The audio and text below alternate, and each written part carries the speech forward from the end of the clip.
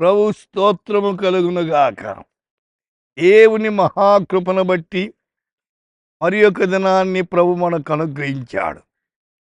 ఈ దినము మనము యెషయా గ్రంథము 58వ అధ్యాయం 11వ వచనాన్ని ధ్యానిస్తాం. యెహోవా నిన్ను నిత్యము నడిపించును. Lord shall guide thee continually.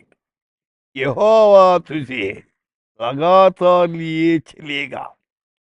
దేవుడు ఒకరోజు నడిపించేవాడు కాదు, నిత్యము నడిపించేవాడు. ఆ నిత్యం ఉండేవాడండి. అందుచేత నిత్యము నడిపించరు. మనం వెళ్ళిపోతాం, అయితే ఆయన మాత్రము నిత్యము యుగ యుగాలు ఉండే దేవుడు. ఆయన నడిపించాలి. ఈ దినాన్ని ఇచ్చాడు దేవుడు, ఆయన మనం నడిపించాలి.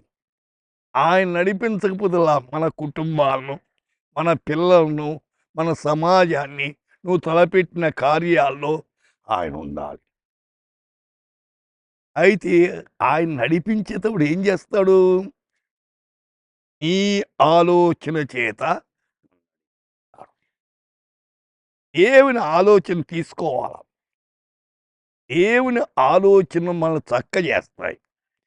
దేవుని ఆలోచనలు మనకు ఆశీర్వాదంగా ఉంటాయి. దేవుని ఆలోచన కీడులో పన్నీకుండా కాపాడతాయి. అందుచేత నీ ఆలోచన చేత నన్ను నడిపించదు. తరువాత మహిమలో నన్ను చేర్చుకుంటావు. ఆయన ఆలోచన ప్రకారంగా మనం నడిస్తే మహిమలోనికి వెళ్తామట.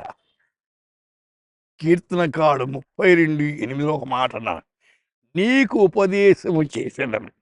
ఉపదేశం అంటే బోధ, తెలియదు. నీవు నడవలసిన మార్గం నీకు బోధిస్తా. నీ మీద దృష్టించి నీకు ఆలోచన చెప్తా.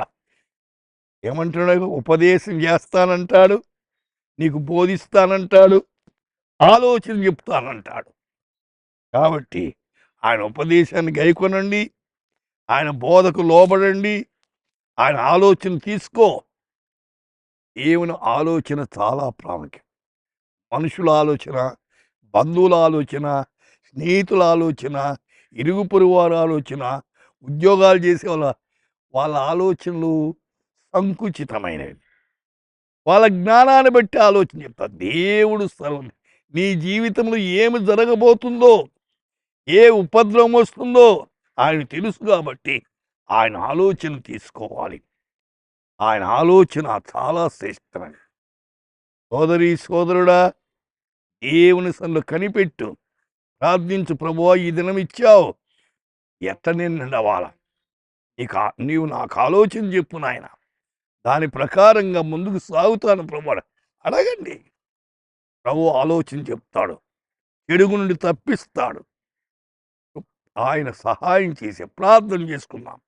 ప్రభువా, ఈ దినం వింటున్న శ్రోతలు మీ ఆలోచన కిందకి వచ్చి, మీ ఆలోచన ప్రకారంగా వాళ్ళు జీవించేదానికి కృప దయచేయమని, ప్రత్యేకమైన ఆశీర్వాదాలు అనుగ్రహించమని యేసు నామమున ప్రార్థిస్తున్నాము తండ్రి. ఆమేన్.